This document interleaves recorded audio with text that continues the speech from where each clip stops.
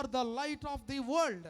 మీరు లోకమునకు ఉప్పై ఉన్నారు, మీరు లోకమునకు వెలుగై ఉన్నారు.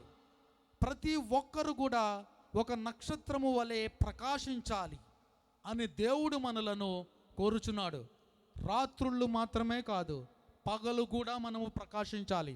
Not only in our favourable circumstances, even in our unfavourable circumstances, even in the adversaries, కష్టాలలో, వ్యాధి బాధలలో, ఇబ్బందులలో, ఇరుకులలో కూడా మనము ప్రకాశించాలి అని దేవుడు కోరుతున్నాడు. ప్రియమైనటువంటి దేవుని సంగమా, ప్రియమైనటువంటి దైవ జనాంగమా, there are many stars in the world. వారు ఆ నక్షత్రాన్ని వెంబడించారు. ఎప్పటి వరకు? యేసుని చూచే వరకు, యేసుని కనుగొనే వరకు. ఆ తరువాత వారు ఎవరిని వెంబడించడం ప్రారంభించారు? యేసుని వెంబడించడం ప్రారంభించారు. Unfortunately the world today still following the star and they could not recognize the savior, but they rather wanted to follow the star.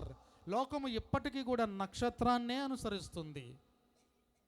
లోకము ఈనాటికి కూడా నక్షత్రాలనే అనుసరిస్తుంది. లోకములో ఎన్నో స్టార్లు కదా, ఎన్నో స్టార్లు, పాప్ స్టార్లు, ఫిల్మ్ స్టార్లు, రకరకాల నక్షత్రాలు. All of them are fading stars. అవన్నీ కూడా ఒకానొక దినాన్న ఫేడ్ అవుట్ అయిపోతాయి, అంతరించిపోతాయి.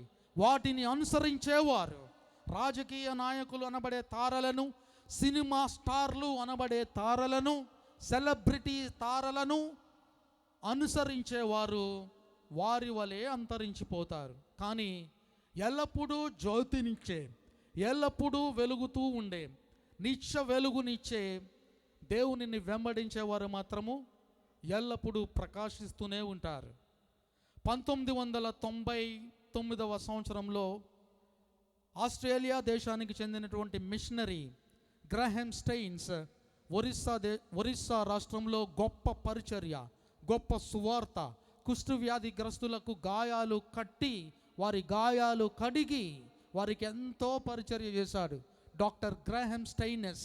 ఆయన 2 కుమారులు, తన భార్య, తన కుమార్తె, 5గురు కలిసి అటవిక తెగల మధ్య, అనాగరికుల మధ్య, చదువు సరిగా లేనటువంటి వారి మధ్య ఆయన గొప్ప పరిచర్య చేశాడు. ఆయన మత మార్పిడులు చేస్తున్నాడు అని ఆయన పైన నెపము మోపి 1999వ సంవత్సరము 1999వ సంవత్సరము జనవరి 22వ తారీఖు అర్ధరాత్రి ఆయన నిద్రిస్తున్నటువంటి జీపు, ఆయన ఎంత గొప్ప పరిచర్య చేశాడు అంటే కొన్నిసార్లు ఉండటానికి స్థలము లేక ఆయన వెహికల్ అయినటువంటి జీపులోనే ఆయన నిద్రించేవాడు.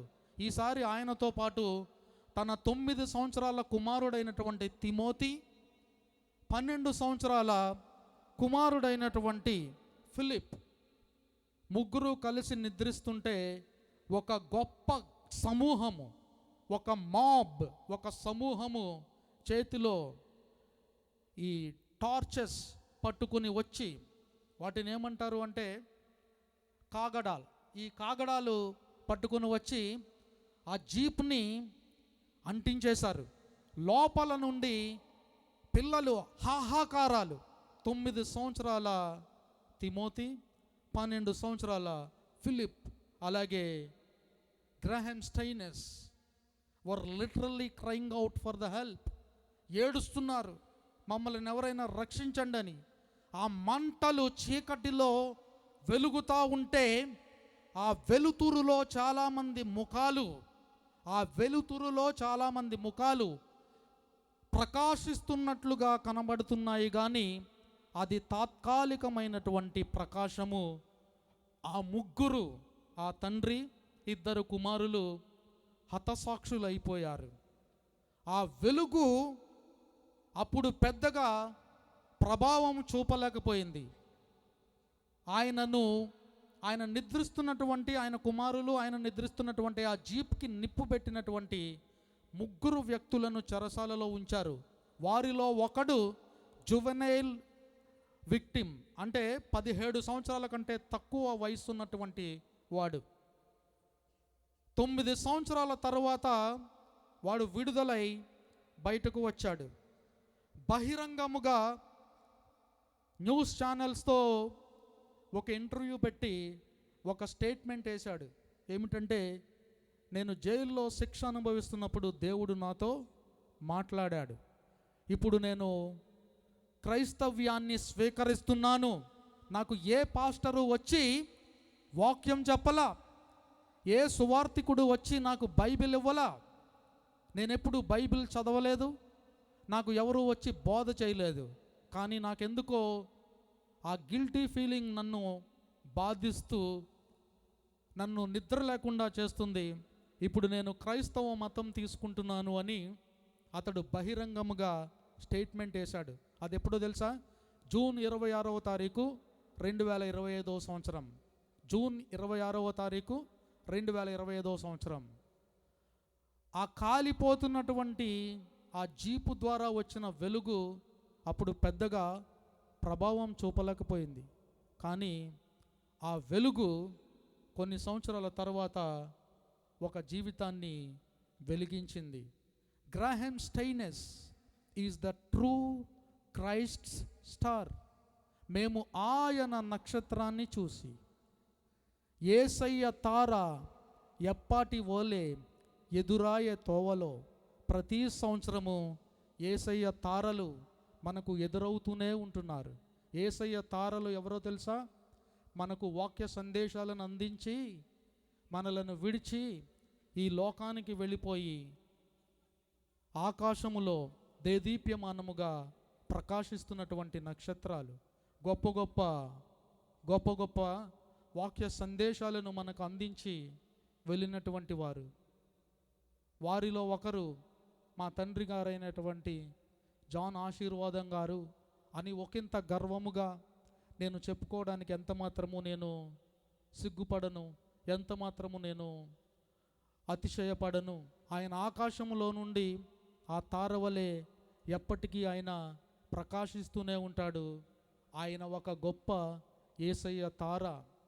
గ్రాహం స్టైనెస్ అంతటి గొప్ప తార ఆయన కాదు, కానీ మా అందరికీ వెలుగును చూపించినటువంటి, వెలుగులోనికి నడిపించినటువంటి ఒక తార మా నాన్నగారు. Graham Staines is the true Christ star. Graham Staines ఒక యేసయ్య తార. ఆ తార ప్రతిసారి మీరు మందిరానికి వెళ్ళేటప్పుడు, ప్రతి క్రిస్మస్కి మీరు వచ్చేటప్పుడు మీకు దర్శనమిస్తూనే ఉంటుంది. కానీ మనలోనే ఏ విధమైనటువంటి మార్పు రావడం లేదు. ప్రియమైనటువంటి దేవుని సంగమా, దేవుని వాక్యము ఏమని సెలవిస్తున్నదో తెలుసా?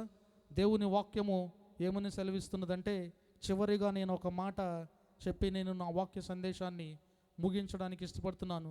దానియేలు గ్రంథము 12వ అధ్యాయము.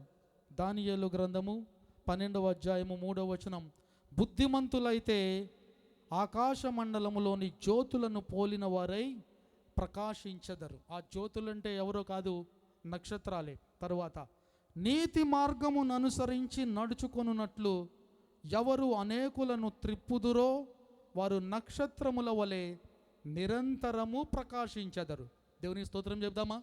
నక్షత్రాలు రాత్రుళ్ళు మాత్రమే ప్రకాశించవు, రాత్రి పగలు తేడా లేకుండా ప్రకాశిస్తాయి. యేసు అనబడినటువంటి ఆ నక్షత్రపు వెలుగులో తిరిగి ఆయన రక్తము ద్వారా జన్మించినటువంటి మనలను ఆయన లోకములో ప్రకాశించడానికి, లోకమునకు వెలుగిచ్చుటకు ఆయన మనలను సృజించాడు. ఈ క్రైస్ట్ స్టార్స్, యేసు తారలు, క్రీస్తు యొక్క నక్షత్రాలలో ఒక గొప్ప నక్షత్రము గ్రాహం స్టైన్స్ని గూర్చి మనము విన్నాము. ప్రియమైనటువంటి దేవుని సంగమా, అటువంటి వెలుగును ఆయన చనిపోతూ వెలుగునిచ్చి వెళ్ళాడు. అది నిజమైనటువంటి ప్రకాశము, అది నిజమైనటువంటి ప్రకాశము. ప్రియమైనటువంటి దేవుని సంగమ, యేసయ్య తార ఎప్పటి ఓలే మనకి ఎదురవుతుంది. ఆ వెలుగులోనికి మనము నడుద్దామా? నక్షత్రముల వలె ప్రకాశిద్దామా? నీతిమంతులైతే ఏం చేస్తారు? అనేక మందిని దేవుని వైపుకు నడిపిస్తారు. సంవత్సరాల తరబడి మందిరానికి వస్తున్నావు, నెలల తరబడి, సంవత్సరాల తరబడి పుట్టినది మొదలుకొని మందిరానికి వస్తున్నావు, కనీసం ఒక్కరి